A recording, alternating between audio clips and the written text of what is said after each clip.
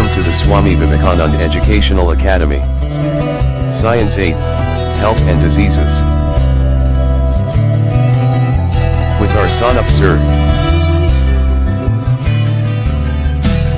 3, 2, 1. Let's begin, students. तर आपण विद्यार्थी मित्रो हेल्थ अँड डिसीजेस या टॉपिक विषयी चर्चा करतोय। सर्वात प्रथम आपण हेल्थ म्हणजे काय हे पाहिलं। It is the state of complete well being that is social, mental, economic and not just absence of disease, that is called as a health. हा पॉइंट पाहिला। So factor threatening health is the disease, and disease is caused by pathogen or microorganism, and these pathogen or microorganism they are bacteria, viruses, protozoa, plasmodium etc. तर या पर्यंतचा point आपण पाहिलाय। त्यानंतर आपण type of diseases मध्ये पाहिलं। There are two type of diseases, one is called as a chronic disease, another is called acute disease. The disease of longer period, longer duration is called as a chronic disease, while the disease of shorter duration is called as a acute disease. Many times chronic diseases are non-infectious and acute diseases are the infectious diseases. त्या लाईनवर आपण पाहिलं। Some diseases are lifetime diseases, inborn diseases, congenital diseases. त्याला आपण congenital या नावाने पण ओळखू शकतो।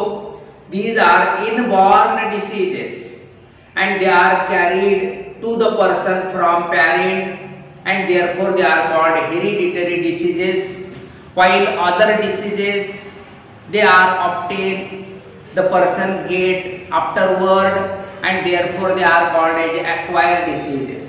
These diseases are acquired by the person. So diseases are again of these two types, that is the hereditary and acquired diseases. Under these hereditary, color blindness, Down syndrome, sickle cell anemia etc. These are the hereditary. While under acquired diseases there are two type of diseases. One is infectious, another is non-infectious. Suppose there is a problem of the backbone, it is non-infectious type, that is physiological diseases, ulcer etc. And infectious diseases like diarrhea, typhoid, pneumonia etc. These are the infectious diseases. आणि या point पर्यंत आपण चर्चा केलेली आहे। आज आपण त्या डिसीजेसचं bacterial disease, viral disease, protozoal disease या कॅटेगरी मध्ये जाण्याचा प्रयत्न करू। तर इथं तुम्हाला पेज नंबर 6 वर जे दाखवलं आपल्याला पर्सनच्या कफिंग मधून कसे ड्रॉपलेट बाहेर येतात, and these droplets are containing the pathogen, and when pathogens are heavier, they are having the more weight, they settle immediately or within short period after releasing in the air, and if suppose they are of the smaller size, light in weight, they remain suspended in the air for longer time, and through the breathed air they enter in the body of healthy person, and they affect healthy person or causes the diseases, and they are called as suspended particles. तर अशा प्रकारचे चित्र तुम्हाला या ठिकाणी दिसते, ज्यामध्ये एक त्या व्यक्तीपासून स्ट्रेट लाईन मध्ये हॉरिझॉन्टल मध्ये एरो दिसतायत, म्हणजे त्या these droplets or pathogens are remaining suspended in air for longer time, आणि त्यांच्यामुळे जर डिसीज झाला तर त्याला आपण एअरबोर्न डिसीज या नावाने ओळखतो। आणि काही एरो ते खाली पडताना ड्रॉपलेट दाखवले तर जे सॉइल मध्ये आर्टिकल वर वगैरे पडतात, अशा प्रकारचं आपण एकंदरीत चित्र पाहू। तर आपण पेज नंबर 6 मधल्या कॅन यू टेल या टायटल खालच्या 2-3 ओळी वाचू। How do the following diseases spread? Hepatitis, malaria, scabies, TB, dengue, dysentery, ringworm, swine flu etcetera. आता यामध्ये जर काही पॉइंट कडे तुम्ही जर गेले तर हेपेटाइटिस, मलेरिया, स्कॅबिज वगैरे हे पर्सनच्या कॉन्टॅक्टमुळे टीबीचा जो बॅक्टेरिया आहे, जर टीबी इन्फेक्टेड पर्सन किंवा टीबी पेशंट आपल्या बॅड लकीली संपर्कात आला तर त्याच्या कफिंग मधून ते बाहेर येऊन आपल्या बॉडीमध्ये एंटर होतात. म्हणजे थोडक्यात इथं आपण सांगतोय these are the pathogen of the diseases come from the infected person. त्यानंतर दाखवलंय dengue. So it is the disease cause because of the mosquito. डेंगूचे मच्छर असं आपण म्हणतो. तर हे मॉस्किटो मुळे होणारा dysentery, it is the disease of loose motion, दस्त होणं ज्याला आपण म्हणतो. Generally spread from the water, contaminated water मधून येणारा हा डिसेंट्री ज्याला आपण अमिमिक डिसेंट्री या नावाने पण ओळखतो. सर्वसाधारणपणे पावसाळ्याच्या दिवसामध्ये होणारा आजार डिसेंट्री.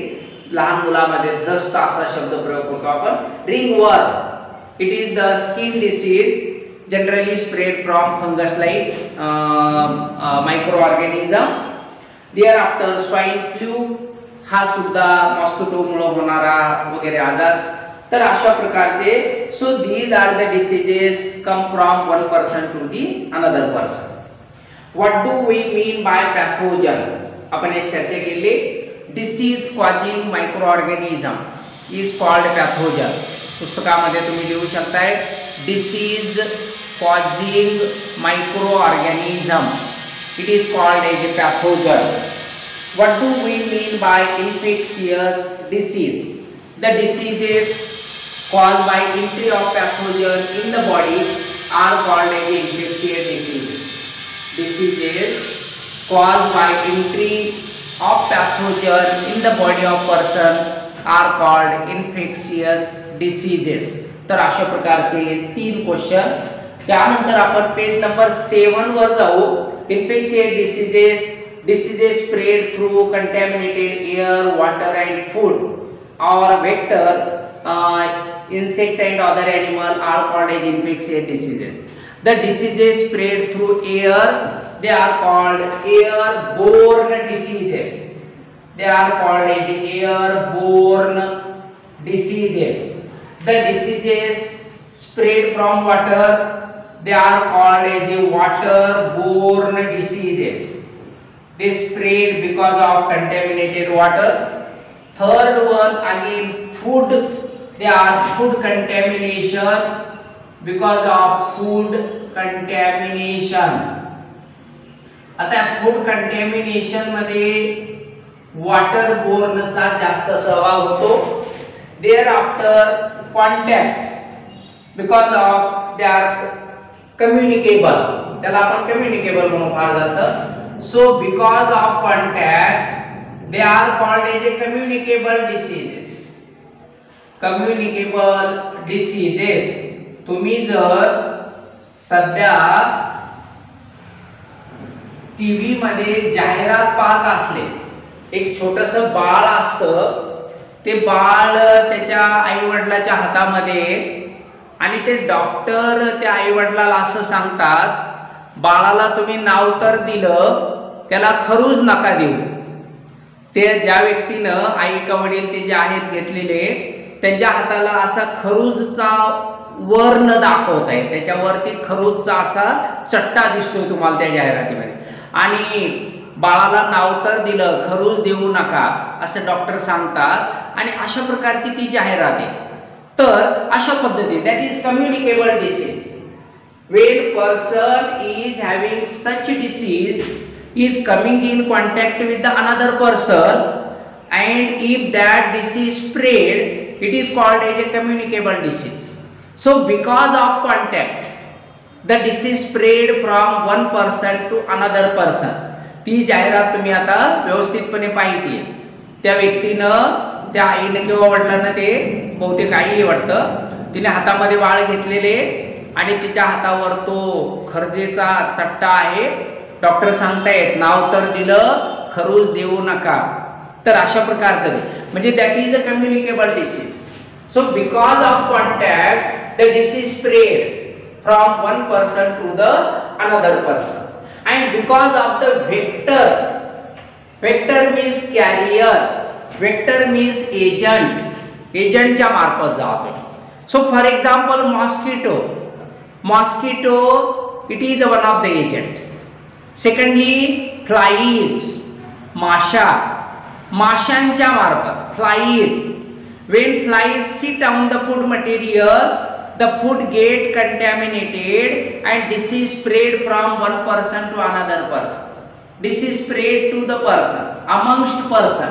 आपण पाहतो की बाजारामध्ये, जत्रामध्ये आपण गेलोय आणि उघड्यावर अन्न पदार्थ ठेवलेले, त्याच्यावर माशा बसतात आणि तशा प्रकारचं जर फूड आपण खाल्लं, कंझ्युम केलं तर आपल्याला डिसेंट्री सारखे प्रॉब्लेम होतात. तुम्ही छोट्या वर्गाला एक धडा वाचला होता, एक कविता वाचली होती. तो छोटा मुलगा तो जत्रामध्ये गेला, बाजारामध्ये गेला, उघडं शिळं खाल्लं, अशा प्रकारची ती तुमचं गाणं. Thanks for watching dear students. अशी अडचण झाली नसती, त्याला दवाखान्यात जाऊन इंजेक्शन घ्यावं लागलं नसतं, अशा प्रकारची ती स्टोरी. म्हणजे ती स्टोरी आपल्याला फार शिकवून जाते की बाजारामध्ये जाऊन उघडं शिळं खाऊ नका. का? Because on these food material flies may sit, and because of the sitting of the flies food get contaminated, and the role of fly is a vector. ती वेक्टरचा रोल करते आहे आणि त्याच्या मार्फत आजार होतो. बऱ्याच वेळा आपण असं ऐकतो, समजा उदाहरणार्थ बर्ड फ्लू, तुम्ही बऱ्याच वेळा ऐकलं असेल की बर्ड फ्लू हा नॉन व्हेज खाणाऱ्या लोकांना कोंबडीचं मांस खाण्यामुळे होतो, असं आपण कधी कधी चर्चा आहे. जर समजा गृहीत धरा खरंय की बर्ड फ्लू त्याच्यामुळे झाला आहे, तर जी हेन आहे, जी कोंबडी आहे, ती कशाचा रोल करायली? Vector. That is playing the role of vector. So vector is a agent, vector is a carrier that spread the disease from one person to another. म्हणजे सध्याच्या काळामध्ये फॉर कोविड-19 the person itself is a agent. तो कॅरियरचं काम करतो, एजंटचं काम करतो. तो पॅथोजनला एका व्यक्तीकडून दुसऱ्या व्यक्तीकडे घेऊन जाण्याचं काम करतो. So it is a vector. Person itself is a vector, या अर्थाने पण आपल्याला म्हणता येईल. So vector, through water, through air, through contaminated food, if the disease passes from one person to another person, they are called as a infectious disease.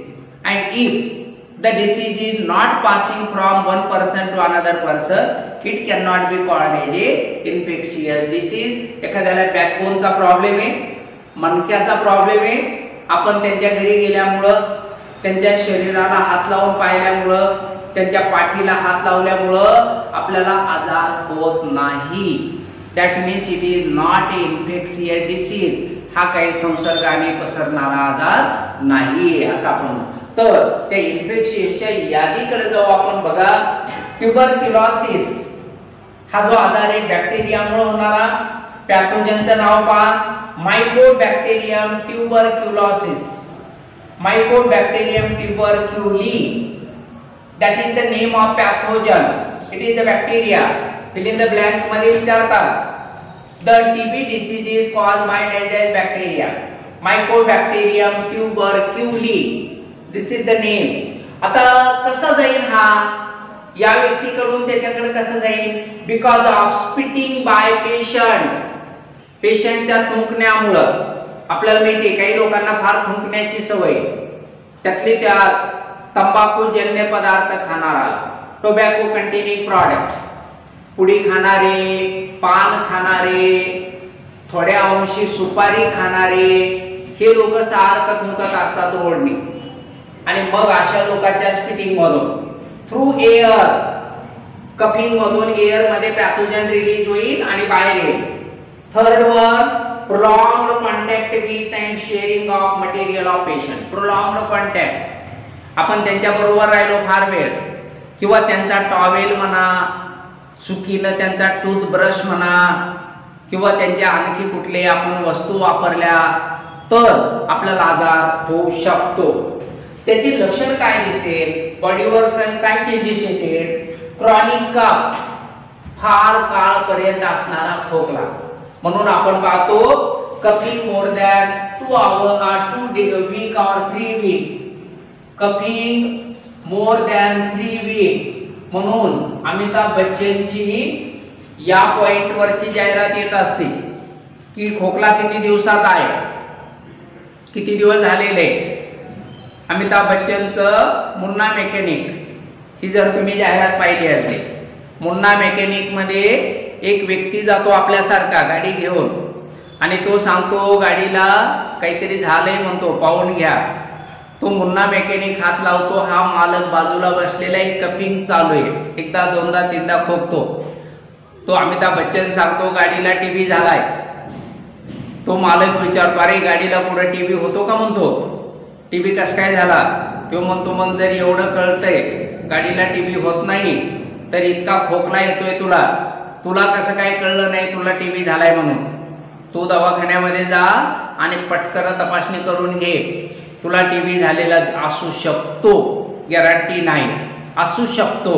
म्हणून अशा पद्धतीनं coughing for longer time more than 3 week, 2-3 आठवडे झाले औषध घेऊनही खोकला थांबत नाहीये. May be disease, may be tuberculosis, कदाचित टीबीचा आजार असू शकतो, नक्की नाही, असू शकतो. Chronic cough, then bloody sweating, थुंकीमध्ये रक्त वगैरे पडतंय. Thereafter the emaciation, emaciation म्हणजे वेट कमी होणं, तुम्ही तुमचं वजन कमी होणं, तुम्ही लुकडे बनणं, ज्याला आपण मराठी भाषेमध्ये क्रश होणं, शरीर क्रश झालेले, क्रश, शरीर क्रश झालेले म्हणजे तुमचं वजन कमी झालेले, शरीर लहान झालेले. जर तुम्ही कधी आजारी पडले असले, 15 दिवस 3 आठवडे घरीच राहिले, झोपून राहिले, कमी खाल्लं, शाळेमध्ये गेल्यावर मित्र म्हणतो का रे आजारी पडला होता का, बारीक झाला, म्हणजे त्याला आपण इमॅसिएशन, इमॅसिएशन, इमॅसिएशन म्हणजे शरीर बारीक झाले, क्रश झाले. So that is one of the symptom of tuberculosis. Tuberculosis झालेली व्यक्ती शरीराने बारीक दिसायला लागल, that is emaciation. And last one is difficulty in breathing, श्वास घ्यायला त्रास होईल, दम लागल्यासारखा होईल. त्यानंतर कसं टाळायचं मग, बीसीजी वॅक्सिन. लहान बाळाला जन्मल्या 1-2 दिवसामध्ये अथवा 1 महिना पूर्ण होण्यापूर्वी एक दंडामध्ये छोटंसं इंजेक्शन दिलं जातं, BCG vaccine. It is for protecting the small baby from tuberculosis. Tuberculosis पासून छोट्या बाळाला वाचवण्यासाठी हे बीसीजी वॅक्सिन केलं जातं. अधिक ज्या फॅमिलीमध्ये टीबीचा एखादा पेशंट आहे किंवा टीबीची हिस्ट्री आहे, त्या फॅमिलीमध्ये एखाद्याला टीबी झाली होती, तर तशा घरी जन्मलेल्या बाळाला पहिल्याच दिवशी तुमच्या ओळखीचं जर आपल्या नातेवाईकाचं जवळचं जर बाळ असेल आणि त्या आजूबाजूला त्यांच्या फॅमिलीमध्ये आपल्या गल्लीमध्ये जर टीबीचा पेशंट असेल तर तुम्ही त्याच्या आईला नातेवाईकाला सांगू शकता आज याला बीसीजीची लस घ्या. बीसीजी वॅक्सिन घेतलं तर ते बाळाचं काय करेल, ट्युबरक्युलोसिस पासून प्रोटेक्शन करेल. म्हणून BCG vaccine it is given to the baby of 0 month. त्याला 0 मंथ असं आपण नाव देतो, बेबी ऑफ 0 मंथ. 0 मंथचा अर्थ 1 महिना पूर्ण होण्याच्या आत, त्याचं नाव 0 मंथ. 1 महिना पूर्ण होण्याच्या आत आपण त्याला बीसीजी वॅक्सिन दिलं पाहिजे. देन आयसोलेशन ऑफ पेशंट, पेशंटला वेगळं ठेवायचं, मराठीमध्ये विलगीकरण. आयसोलेशन, सध्या आपल्याला विलगीकरण शब्द पाठ झालेला आहे, isolation. Then regular medication like DOT सेंटरवर जाऊन त्याला रेग्युलर औषधं त्याने घ्यायला पाहिजे. डॉट सेंटर कदाचित तुम्ही ते ऐकलं असेल, टीव्हीवर आपल्याला माणसाचा फोटो दाखवत आहे. समजा हा माणसाचा फोटो आहे आणि त्या फोटोमध्ये अर्धी बॉडी येलो कलरची आणि अर्धी बॉडी रेड कलरची असं चित्र दाखवतात तो माणूस हुआ. Dot centre. तर या डॉट सेंटर काय डायरेक्ट ऑब्झर्वेशन अँड ट्रीटमेंट असा त्याचा long form DOT, direct observation and treatment या ठिकाणी त्या व्यक्तीला पाठवून आपण त्याची उपचार करायचा आहे. देन हेपॅटायटिस, जॉन्डिस ज्याला आपण एक प्रकारचा कावीळ म्हणून व्हायरसमुळे होणारा डिसीज. पहा पॅथोजनचं नाव हेपॅटायटिस व्हायरस ABCDE सोपं आहे. हेपॅटायटिस व्हायरस ABCDE आपली 12 खडी पाठ करायची. कसा होईल? कंटॅमिनेटेड वॉटर पाण्यामधून येईल. शेअरिंग ऑफ निडल्स इंजेक्शन साठी वापरलेली सुई निडल जर 1 2 3 लोकांना वापरली गेली तर. थर्डली ब्लड ट्रान्सफ्युजन ब्लड देणं. त्या व्यक्तीला ब्लड दिलं, ऍक्सिडेंट झाला, ऑपरेशन करायचंय, ॲनेमिया झाला, अशा केसमध्ये ब्लड द्यावं लागतं. तर अशा ब्लड ट्रान्सफ्युजनच्या केसमध्ये या मार्फत जर कंटॅमिनेटेड व्यक्तीचं ब्लड चुकीनं देण्यात आलं तर हेपॅटायटिसचा डिसीज होऊ शकतो. त्यामुळं लक्षण काय ते? Anorexia, yellow urine, general weakness, nausea, vomiting, grey stool वगैरे. तर एनॉरेक्सिया वगैरे, येलो युरिन, लघवी पिवळे असणं, विकनेस येणं, जनरल विकनेस, मळमळ होणं, वांती होणं, ग्रे स्टूल म्हणजे ज्याला आपण स्टूल म्हणजे विष्ठा ज्याला आपण म्हणतो, ही विष्ठा ग्रे म्हणजे राखाडी रंगाची असणं. तर हे त्यामधलं सिम्पटम आहे. काय करायचं मग?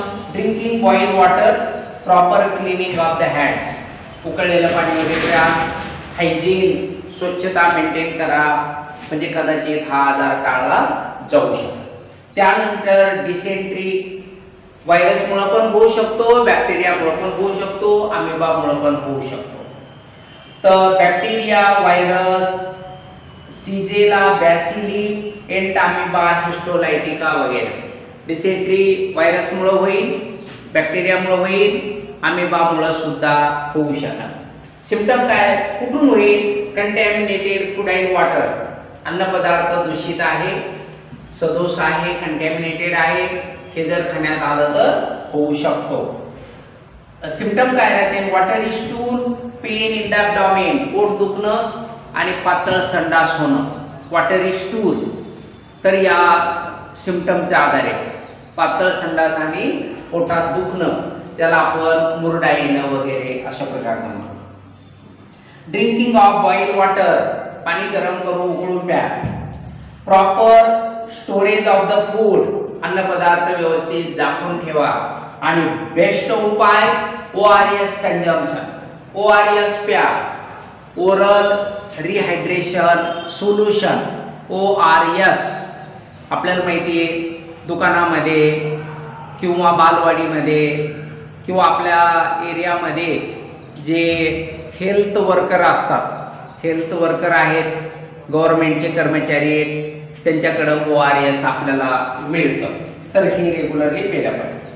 त्याच्यानंतर कॉलरा, हा पण बॅक्टेरियामुळे होणारा आजार, ज्यामध्ये पहा व्हायब्रिओ कॉलरी या नावावर प्रश्न विचारतात आपल्याला. कॉलरा कोणामुळे होईल? तर व्हायब्रिओ कॉलरी नावाच्या बॅक्टेरियामुळे होईल. कंटॅमिनेटेड फूड अँड वॉटर, अन्न आणि पाणी यामधून जाईल. Vomiting, severe diarrhoea, cramps in the leg, आता पायाला गोळे येणं, डायरिया म्हणजे लूज मोशन वगैरे होणं, त्याच्यानंतर वॉमिटिंग वगैरे होणं, हे सिम्पटम दाखवतील. कसं टाळायचा?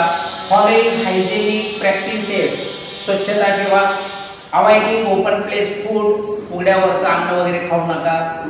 Then drinking boil water, vaccination against cholera, कॉलराच्या संदर्भातलं लसीकरण वगैरे, आणि व्यवस्थित खाणं पिणं, स्वच्छता यामधून आजार टाळता येऊ शकतात. शेवटच्या आजाराकडे जाऊ आपण. टायफॉइड, बॅक्टेरियामुळे होणारा आजार. सॅल्मोनेला टायफी, लक्षात ठेवायचं, हे पण नाव परीक्षेमध्ये विचारलं जातं. Fill in the blank, true false वगैरे, मॅच द पेयर यामध्ये घेते. कंटॅमिनेटेड फूड अँड वॉटर, अन्नपदार्थामधून पाण्यातून जाणारा हा आजार. ॲनारेक्झिया म्हणजे विकनेस वगैरे म्हणून आपण. Headache, rash on the abdomen, पोटावर पुरळ आल्यासारखं येणं, डोकं दुखणं. Dysentery, fever up to 104 degree Fahrenheit म्हणजे हाय टेम्परेचर, त्याला आपण असं म्हणू हाय टेम्परेचर. टाळायचा कसा? Drinking clean water, vaccination, proper disposal of sewage, सांडपाणी, सॉलिड वेस्ट त्याचं डिस्पोजल करा, म्हणजे सराउंडिंग क्लीन ठेवा. सराउंडिंग क्लीन असणं, बॉईल वॉटर घ्या, पर्सनल क्लीनलीनेस मेंटेन करा, या मार्गाने आपण त्याला टाळू शकतो. तर अशा प्रकारच्या गोष्टी पुन्हा एकदा आपण पुढच्या व्हिडिओमध्ये या पॉईंटवर रिव्हिजन करणार आहोत, तरी तुम्ही व्यवस्थितपणे याला वाचून घ्यायचं. आज आपण वेळ संपल्यामुळं या ठिकाणी थांबू. Thanks for watching, dear students.